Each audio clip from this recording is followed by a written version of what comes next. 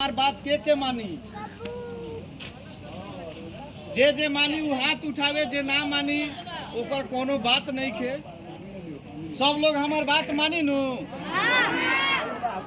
रोज पढ़े जाए के बा, रोज पढ़े जाए के बा नु।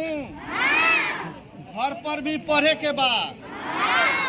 आ बाबूजी या माई से पढ़ाई ला लड़ाई करे के बा कि हमरा के पढ़ावो। ऐसे होई नु।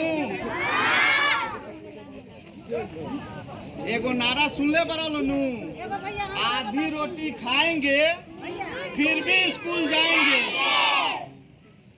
बोला लो तू लो अपना से, जय बोलो नु। आप लोग भी अपने बच्चे को पढ़ाइएगा ना। पढ़ाना है। बोलिए आप क्या कहना चाह रही हैं?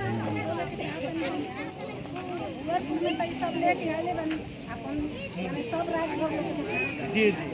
बाकी इतना लड़का माने 50 गो 100 गो से ऊपर बड़ा सब। बाकी स्कूल में जाइए तो 20 थोड़ा और आ जाइए, इधर आ जाइए थोड़ा। 20 गो लड़का स्कूल में जाता रन सब। खिचड़ी आवता, खिचड़ी फिर के जाता। जब भुवरपुर में घर घर में बिजनेस खुलल बा दारू के, तो लड़कन के कहाँ से बस्तर दे पचे। अच्छा, लड़कन के कहाँ से कॉपी किताब बैग जूता मोजा लगे। अच्छा ठीक। भुवरपुर में घर घर बगली में घर घर दारू खुलल बा। ना हमरा गांव के चौकीदार सही बा, ना हमरा गांव के वार्ड सही बा, ना हमरा गांव के मुखिया सही बा। पूरा फ्री फंड दारू बेचाता। सही बात कहो तनी, एकरो निदान निकली। ठीक बा। हल्स करी हम भुवरपुर बनी, हम प्रयास ना बनी। हम प्रयास करतनी थाना अध्यक्ष महोदय से भेंट करके एक निदान कुछ न कुछ हम निकाले के पड़ी भैया। अच्छा ठीक बा। बात सुननी है नु। ई बहन जी एगो बात कहनी है कि ये गांव में घर घर दारू बेचाता। ऐसे ना होके के चाहिए। आ एगो और बात सुन ली, एकर जिम्मेवार रौरा हम ही बनी।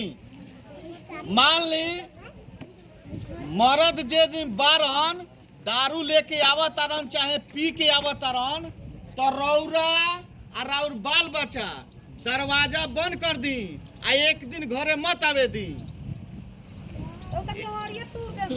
अरे तक के टूर दिए तक कितना बार तुरिए रौरा लोग थाना पर जाए आ थानादार साहब के नंबर ले ले आ कहेम कि ऐसा स्थिति बा। रौरा हमरा के हिम्मत दी कि ऐसा स्थिति होके